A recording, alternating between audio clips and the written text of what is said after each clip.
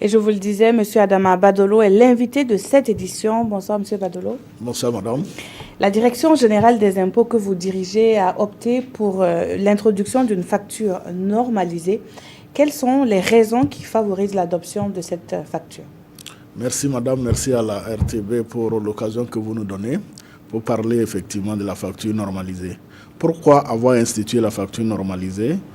Disons tout de suite que c'est pour lutter contre la fraude et le faux. Vous n'êtes pas sans savoir que dans notre pays, comme dans beaucoup de pays africains, il y a un certain nombre d'acteurs économiques qui falsifient des documents ou parfois qui vendent sans délivrer des factures ou des factures en bonne et due forme. Alors qu'il faut bien qu'on puisse maîtriser les opérations pour que les impôts qui doivent être payés puissent être payés correctement.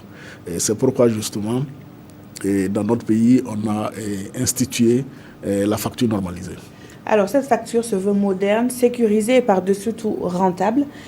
Déjà, pour la sécurité, quelles sont les caractéristiques de la facture normalisée? Alors, disons que la facture normalisée, c'est d'abord une facture qui répond à des conditions de forme et de fond qui permettent d'avoir l'identité exacte de celui qui vend, qui facture donc, et de celui qui achète. L'élément nouveau que nous introduisons, c'est la sécurisation de la facture en apposant sur la facture un sticker sécurisé.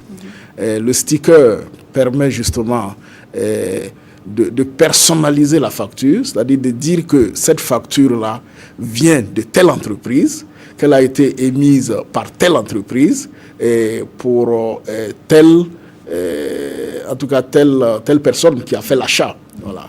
Et ça permet également de maîtriser l'ensemble des opérations, de sorte à avoir une exhaustivité des opérations d'un commerçant, d'un opérateur économique. Et en chiffres, quels sont les avantages liés pour le Burkina, donc liés à cette facture? Alors, disons que d'abord la facture normalisée va nous permettre de maîtriser mieux la TVA. La taxe sur la valeur ajoutée, qui aujourd'hui est le principal impôt, c'est-à-dire c'est l'impôt leader, qui ça représente 35% en gros de l'ensemble de nos recouvrements qui se chiffrent à 600 milliards. Donc vous pouvez comprendre un peu l'importance de la TVA dans notre dispositif.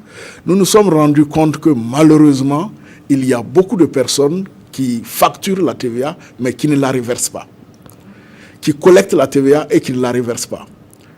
Donc, en introduisant la facture normalisée, nous pensons justement pouvoir maîtriser cela. Maintenant, en termes de chiffres, combien ça va faire, c'est difficile à estimer au début justement de cette opération, mais on pense qu'à moyen terme, on devrait pouvoir doubler la TVA que nous collectons auprès des moyennes entreprises au moins. Alors, le lancement officiel de cette facture va intervenir demain. Qui va-t-elle concerner dans un premier temps et à quelle échéance? Alors, nous allons instituer la facture là de façon progressive. Donc, cette première phase va concerner les grandes et les moyennes entreprises sur l'ensemble du territoire, c'est-à-dire celles qui réalisent un chiffre d'affaires hors taxe supérieur ou égal à 50 millions de francs CFA par an.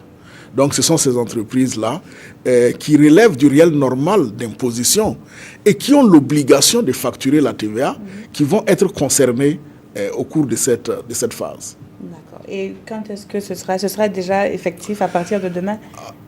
C'est déjà effectif. Nous avons vendu nos premiers stickers aujourd'hui. À partir donc, depuis cette date aujourd'hui 20, les factures sont disponibles.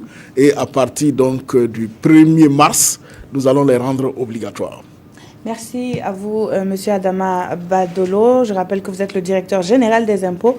Vous étiez avec nous sur ce plateau pour parler de la facture normalisée dont le lancement officiel interviendra demain à Ouagadougou. Merci.